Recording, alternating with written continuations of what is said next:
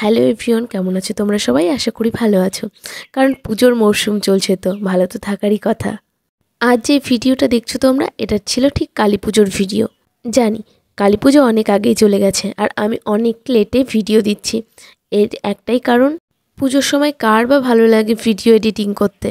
চারিপাশে গানের আওয়াজ, লোকজন, আরও আত্মীয় স্বজন বাড়িতে, আর এর মধ্যে ঘরের কোণে বসে ভিডিও এডিটিং করতে কি ভালো লাগে। তাই পুজো সব বেরিয়ে যাক, তারপর তোমাদের সঙ্গে ভিডিওগুলো শেয়ার করছি।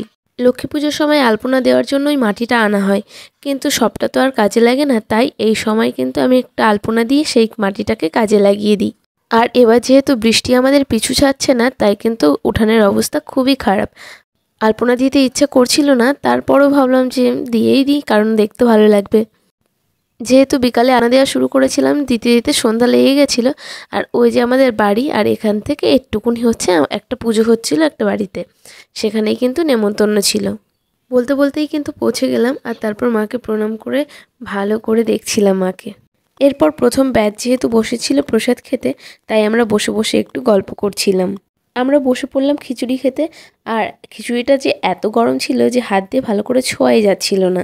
এটা তো ছিল আমাদের একটা পাশের বাড়ির পুজো, তাছাড়া আরও দুটো পুজো হচ্ছিল, একটা হচ্ছিল শ্মশানে আর একটা হচ্ছিল স্কুল মাঠে। এখন আর কোনো কাজ ছিল না, তাই সবাই মিলে যখন বেরিয়েছি ভাবলাম যে সব ঠাকুরগুলো একবার দেখে আসি।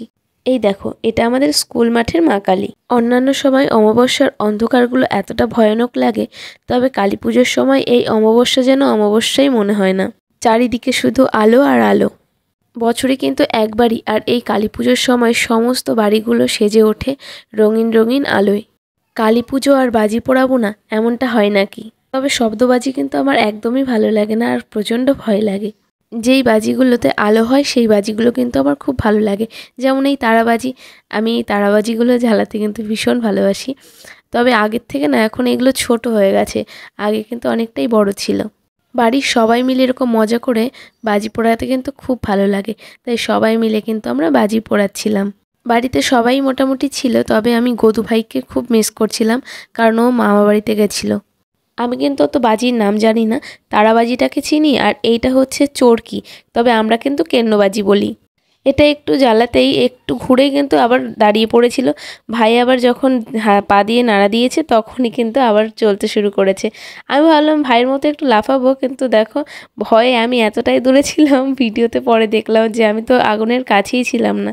আর এটা কি বাজি আমি জানি না, তবে ফোনের থেকে সামনাসামনি দেখতে কিন্তু বেশ ভালো লাগছিল। এই বাজিটা তো পুরো ফালতুই ছিল। আমি ভেবেছিলাম হয়তো অনেক রঙিন রঙিন আলো হবে, কিন্তু এখন দেখছি যে না, শুধু লাল আলোই জ্বলে আছে। গত বছর এমনই একটা বাজি এনেছিলাম, তবে কিন্তু অনেক রঙিন রঙিন আলো হয়েছিল, তবে এটা ফালতুই। তবে ভাইরা যে এগুলো এনজয় করছে, সেটাই কিন্তু অনেকটা ভালো লাগার বিষয়।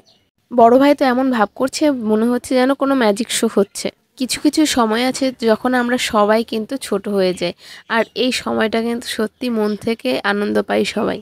আমাদের আনন্দ করে বাঁচতে গেলে কিন্তু কিছু কিছু সময় এরকম ছেলে মানুষের প্রয়োজন।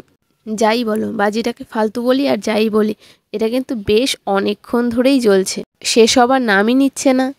কিন্তু আমার তো ভিডিওটা শেষ করতে হবে, তো আজকের মতো বাই।